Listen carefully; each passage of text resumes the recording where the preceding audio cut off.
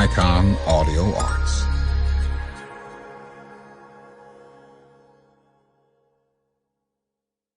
The Basis of Apocalypse Now. Heart of Darkness.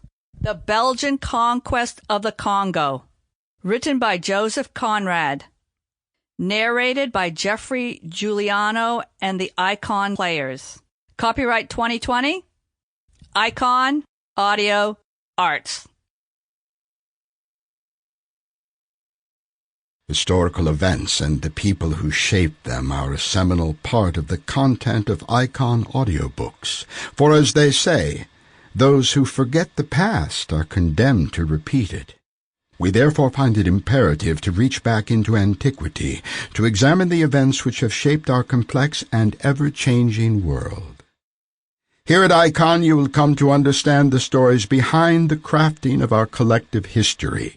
Stories of real people, both famous and unknown, and the triumphs and tragedies they endured which went on to so greatly impact the lives of everyday people everywhere, then as now. We seek to understand, therefore, both the world today and the promise of tomorrow. Welcome, then, to Icon Audio Art's unique look at that which went before. And welcome, too, to your own individual part in that eventful history.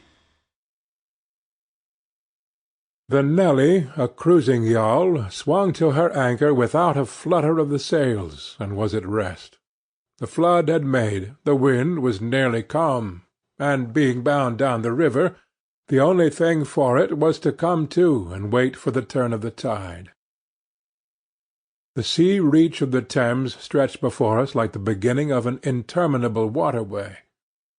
In the offing the sea and the sky were welded together without a joint, and in the luminous space the tanned sails of the barges drifting up with the tide seemed to stand still in red clusters of canvas sharply peaked, with gleams of varnished spirits.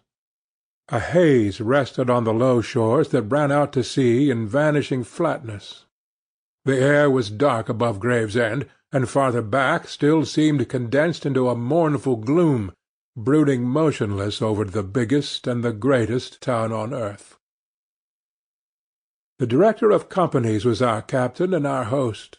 We four affectionately watched his back as he stood in the bows looking to seaward. On the whole river there was nothing that looked half so nautical. It resembled a pilot, which to a seaman is trustworthiness personified. It was difficult to realize his work was not out there in the luminous estuary, but behind him within the brooding gloom. Between us there was, as I have already said somewhere, the bond of the sea.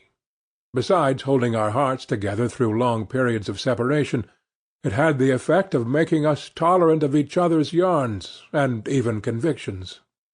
The lawyer, the best of old fellows, had, because of his many years and many virtues, the only cushion on deck, and was lying on the only rug. The accountant had brought out already a box of dominoes, and was toying architecturally with the bones. Marlowe sat cross-legged, right aft, leaning against the mizzen-mast. He had sunken cheeks, a yellow complexion, a straight back, an ascetic aspect, and with his arms dropped, the palms of his hands outwards, resembled an idol. The director, satisfied the anchor had good hold, moved his way aft, and sat down amongst us. We exchanged a few words lazily. Afterwards there was silence on board the yacht. For some reason or other we did not begin that game of dominoes. We felt meditative, and fit for nothing but placid staring. The day was ending in a serenity of still and exquisite brilliance. The water shone pacifically. The sky, without a speck, was a benign immensity of unstained light. The very mist on the Essex marsh was like a gauzy and radiant fabric, hung from the wooded rises inland, and draping the low shores in diaphanous folds. Only the gloom to the west, brooding over the upper reaches, became more sombre every.